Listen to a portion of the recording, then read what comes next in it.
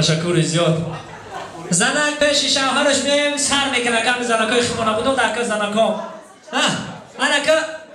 همه خسارشین زندگی داریم این کارهای تا ما یاردم میکنم کرتا تا میکنم و کودکات صدیق میبرم و مکتب روان میکنم و را همه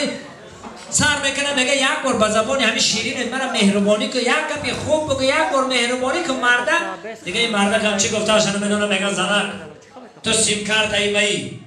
دیگه زنک سر میکنه نه اگه